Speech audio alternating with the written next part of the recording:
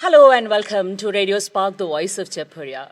You talk, the world listens. And today we are here to introduce in Rendezvous a guest of honor, Mr. Uttiyo Raychaudhuri, a PhD in is the Vice-provost for Internationalization at the University of Denver and a faculty in the Department of Geography and Environment. And I must first mention that he's also an alumni of SAJS Kanpur. He served before this at the Cornell University as the first executive director in the Office of Global Learning. Prior to that, he worked at Clemson University and the University of Georgia. As Dr. Raychaudhuri was also elected to the Forum of Education Abroad Council in 2016 and served for 2 terms of 3 years on the council. Dr. Raychaudhuri's leadership has been recognized twice in 2012 and 2014 with the Institute of International Education at Andrew Hensel Award for Best Practices in Innovation in International Education. He has successfully advocated for high-impact evidence-based academic and global engagement as a key foundation of the university's strategic plan. Okay, well, so how has the journey been from Kanpur to Cornell to Denver? How has it been over the years? It's been an amazing journey. And the journey has been an incredible journey of learning and of discovery. And at the University of Denver, we pride ourselves for creating students who are globally engaged, who travel all around the world. And I've been to every continent. I would take students down to the ice in Antarctica, to, through Micronesia, to Fiji, to Australia, to New Zealand, England, even brought students here to India to teach them, and then taught in the classroom. And my own, training and my degree is in architecture. So as an architect, I feel that through places, it's happened for me, and I think it happens for everyone, that in the discovery of place, we find the discovery of our own selves, and it expands us. It makes us more humble. It gives us a better understanding of the world. And I think through it, we can, in many ways, create a much more just, peaceful, and equitable, progressive society, because we can then treat each other with pride, with respect, and as humans. True, very true. And as you just mentioned that you took a trip down even to Antarctica. So how has that program been? I'm sure it's something very different when you're going actually to Antarctica. It is. It's mind-blowing. You never know that white could be so beautiful. So it's a course I teach often every other year or so, which looks at Antarctica as a fragile continent. So all my work is in sustainable development, and we work about the SDGs and all of that. And Antarctica is your windiest, driest, coldest, a continent of extremes. Extremes. A continent that doesn't belong to anyone, and yet there is so much territorial aspects there. A continent where we are studying terraforming as we want to go to Mars. It's a continent where we see exotic species come in, and also other species that are getting protected. It's a continent where we're seeing what happened to the whales, but also trying to do conservation of that. Conservation even of the phytoplanktons. That is also a very important aspect from Antarctica. Yeah. And for an Indian, you know why Antarctica is important? Because we were part of Antarctica. Absolutely true, because from the Gondwana land. Yes, the Indian continent floated up and then came and crashed into the Asian shield, which is why the Himalayas are the rising, rock and mountains they're the youngest mountains rising. So I think there's a lot of history. A lot of history too. Not to mention that it's amazing. Crossing the Southern Ocean is a challenge in itself. Right. Very, very rough at times. But once you get there, it is beautiful and peaceful and the millions of penguins are waiting there for you. True. Actually, I would just like to ask that what are the major changes that you would foresee in the Indian educational scenario? So we are very excited about the NEP having come out, and I think it is looking at Indian education system in the next steps of where to go.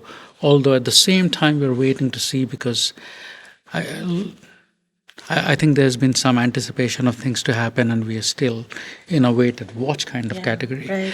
But education systems and the entire pedagogy of learning has definitely evolved, has been evolving, but got really precipitated. And COVID acted as a catalyst to this. True, very and we all had to pivot really fast to do it. I would think that this is a great opportunity, and in crisis lies opportunity. And that we take this chance to really see where and what we can do in how we understand, process, assimilate, transmit, dissipate, and then, really, encapsulate all the knowledge. All the knowledge together. Right? And then how do we create it? Where is the innovation in that? And there cannot be only one way to do it. And that we have to be open to these possibilities. There are schools of education, from constructivism to all kinds of pedagogical tools are out there that are talking philosophically about it, about teaching models, learning models, about every learner being different, right? And us being a society that is able to bring all these people in, together. to make learning accessible, to diversify that, and really make it, fun, and, take us forward. True. What sort of peer learning tips would you like to give these young ones? Great question, and we were talking a little bit about it earlier this morning. I think peer learning, amongst many other learning, like the role of parents, the role of teachers, similarly the role of peers and learning amongst that is very, very critical and very important, because amongst each other there is a sense of trust, and there's a sense of aspiration also. Right. And that learning environment there, you could do many, many things by influencing that, because we as humans are social animals. We stay together, we collaborate. When you go out into the industry or wherever you go, you would not be a loner, right? You'd be working with people, you'd be working amongst them in teams, in all of that. And, understanding all of this. So if we can introduce those kind of things early on, we understand better, how to function amongst each others, but also learn from each other. Like maybe one person understood a problem in the class and the other didn't. Did not. This person can educate that. At the same time, sometimes it can go the other way, like, one jump the fence and then all of them want to jump the fence too. So, not that I encourage they do that, but, I think we follow the Pied Piper as well. Yeah, absolutely. But at the same time, I think bringing us together is incredible. It's, it is like the fist, right? It is more powerful than the individual fingers in there, and we can leverage that, and we can create it absolutely in a way that is cohesive, collaborative, and progressive. And this is, I think, what we actually require in the current scenario, to be collaborative, to be cohesive. And then only we can not only work here, but we can work across the world. And that is where it is going to help. Well, so while academics and intellectual growth is important, and so are extracurricular activities, what would your suggestions be for the students to be taking up? Everything is curricular, and at the same time, you have co-curricular and all the extracurricular stuff. It is really important to have a holistic learning environment. And that learning environment goes just beyond intellectual pursuit in the classroom. And that could be anything. I mean, we are looking for people who have different skill sets. There's nothing which says that a great mathematician is not a great music player. In fact, there's a lot of linkage between the two. But it's true for all kinds of things.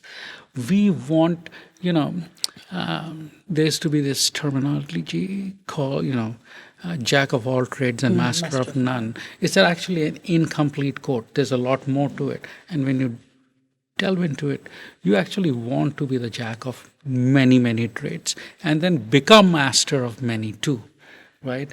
Higher education environments provide that, but even K-12 environments can and should provide that and nurture that talent because, again, we want people coming out, not only who can solve the quadratic equation, but they can solve problems across the world. So actually problem solving across disciplines is really important. Tomorrow when you are the CEO, right, you may be a physicist and running a science company, but the person walking in the door may be asking you a human resource problem, right? True. So you need to understand people. You may, you'll have kids. You want to go throw ball with them or do things. So why not? I mean, I think we have a responsibility to provide our students all kinds of opportunities and an environment where they can pick and choose and enjoy. It will make learning fun. It will make their educational experience memorable. And, they will take pride in that. We as Jaipuria are Jaipuria, the university, the school, our nation, all of that is comprised of us. We need to internalize that, we need to take pride in it, and we need to shape it.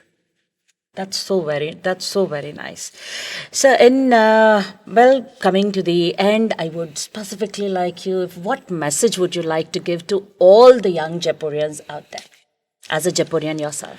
Well, the first thing I would say, it is an immense place of pride in my heart. I am who I am because of the education I received here, of the friendships I nurtured here, of the teachers who really held my hand and brought me along. So it has been a wonderful journey. It begins with the word Jai, and we have to really find that victory. We can all be victorious. We have to include everyone and really go that distance. I mean, we call ourselves the mighty, mighty Jaipurians. Our might should come with a sense of humility. Our might should come in changing the world to be a better place. Our might should come in taking pride in who we are as individuals. But, and be the best at that. Don't stop. Don't stop with the possibilities. Don't stop by telling yourself that, can I do this? Can I not? You can give it a try. Go for it. But be inclusive, think differently, and keep pursuing your dreams. And that's what the school is offering you. That's what has shaped all of us. So, yeah, it has been amazing. Thank you very much. Thanks you so much. Thank you, Dr. Uttiyo Raychaudhuri. And it has really been a pleasure to have you here with us on the radio station today. And I'm sure all the students would have and will even take inspiration from you and would like to pursue in your footsteps. It was really lovely talking to you, sir. And we hope we keep having such further sessions with you. Thank you very much. Thank you so much. Take care. Thank you. Be well. And truly, we'll try to be the mighty, mighty Jaipurians. Thank you. Thank you. Namaskar. Namaskar.